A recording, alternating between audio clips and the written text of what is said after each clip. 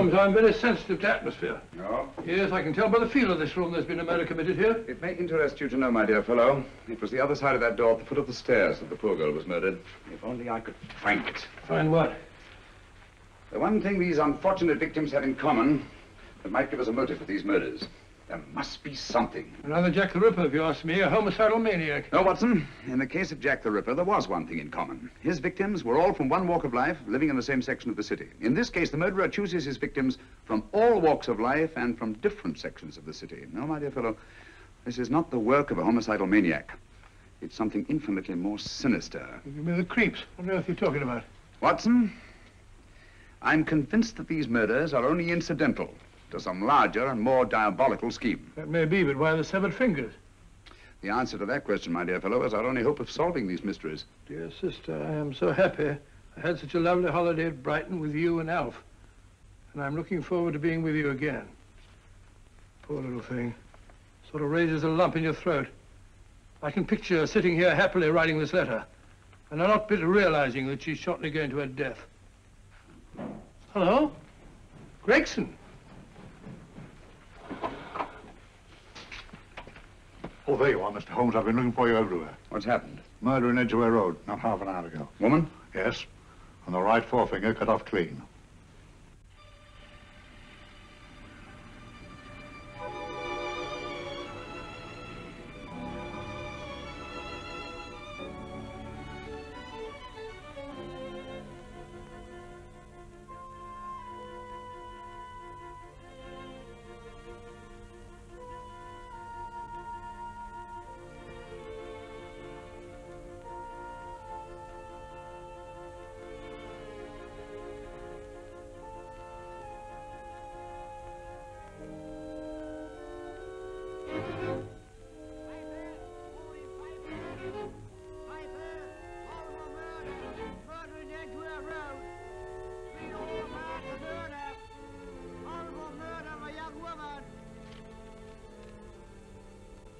Piper! All for murder, Piper! All about the murder! Morning, Piper! All about the murder, Piper! All for murder! Another young woman found murdered, Piper, sir!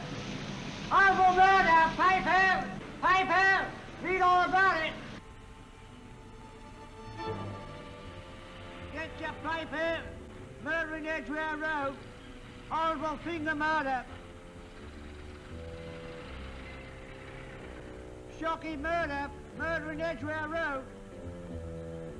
Horrible murder of a young woman. Read all about the murder.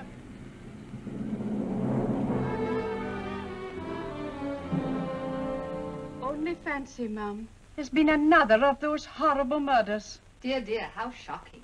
Yes, Mum. I really don't feel quite safe here myself. Oh, dear.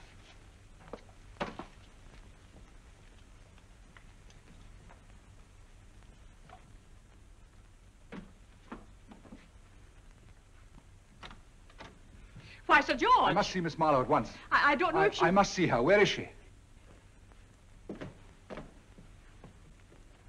Lydia. Why, Sir George. Come along, Holmes, come along, come along. How many more times must I tell you? You're missing a treat. This is delicious. Little jam tarts to follow. Aren't you tempted? You and your flesh pots. They tell me that fish is good for the brains. Brains haven't any. You realize that a whole day and a night have gone by since that bestial affair in Edgware Road? I'm as much in the dark as ever.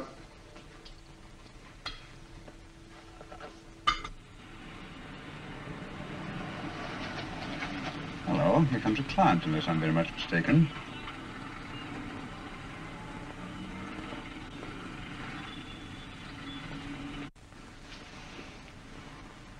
Well, attractive.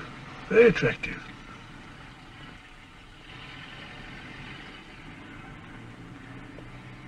Obviously, she left home under the stress of some very great emotion. How do you know that? She isn't wearing any gloves. A startling omission in a young lady of fashion. Oh, she didn't put her coat on.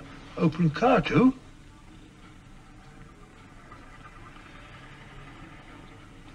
Furthermore, there's something in that bag she wants to show me. What makes you say that? The bag doesn't match her dress, indicating it was picked for size rather than style, to accommodate some bulky object. You amaze me, Holmes. What do you mention, my dear fellow?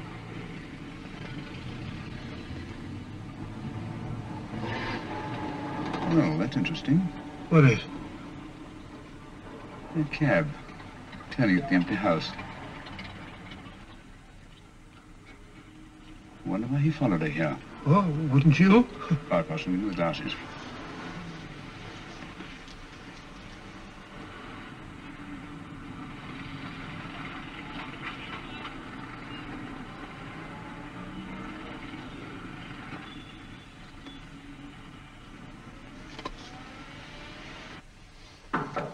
Well, we shall soon know.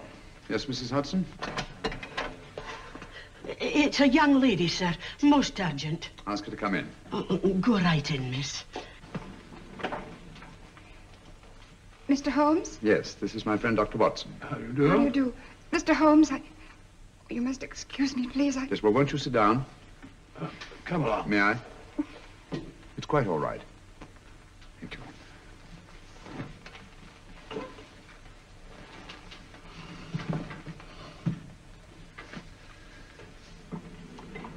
Now try to control yourself, Miss Merrick. You're with friends.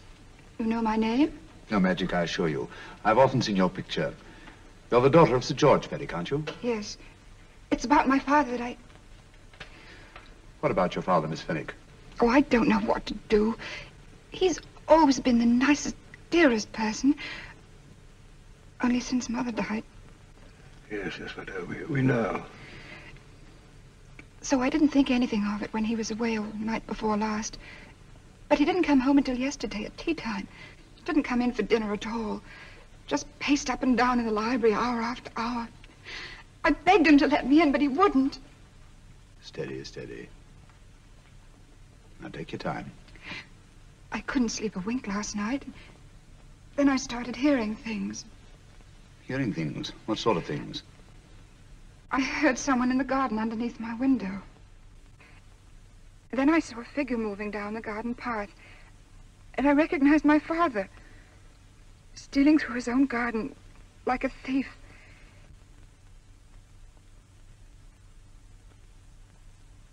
He had a spade in his hand. And he stopped by the greenhouse where he started to dig. This morning, at daybreak, I stole out into the garden and found this.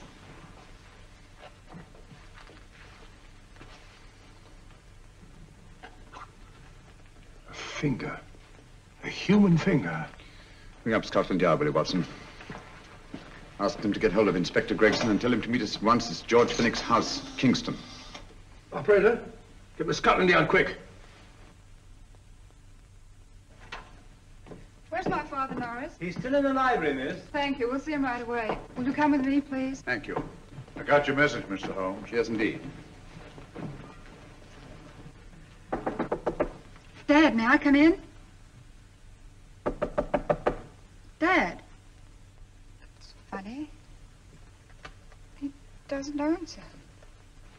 Do you mind? Please do. Thank you. Watson, quick. Oh, Come along, no, my dear. no, no. Take charge, Miss Fenwick, please. Sorry, sir. Now, miss, please. Please come along with me.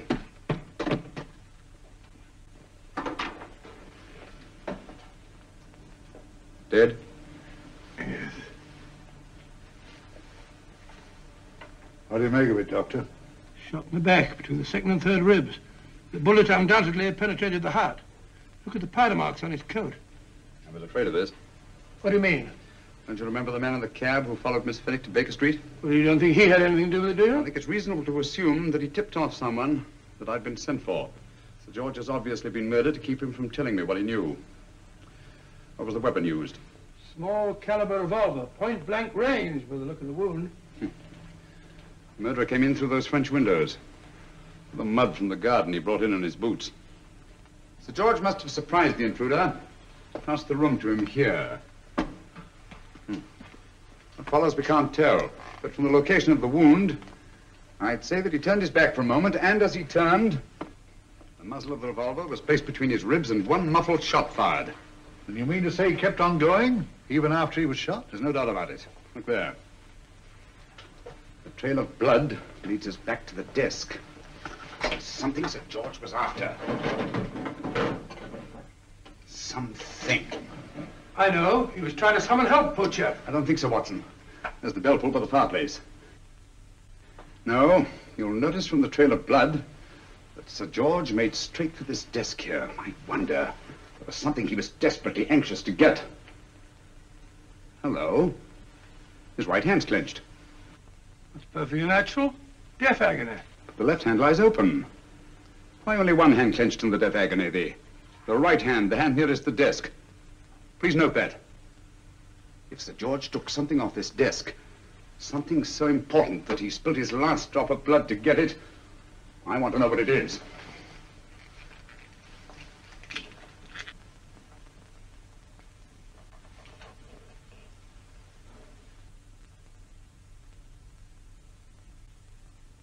It's nothing but an ordinary match folder.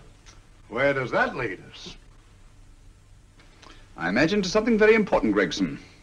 This match folder's from Pembroke House. Why shouldn't it be? He was there, you know. We saw him yesterday. Yes, but the effort he made after he was shot to get hold of this match folder. It's just possible he wanted someone to remember Pembroke House.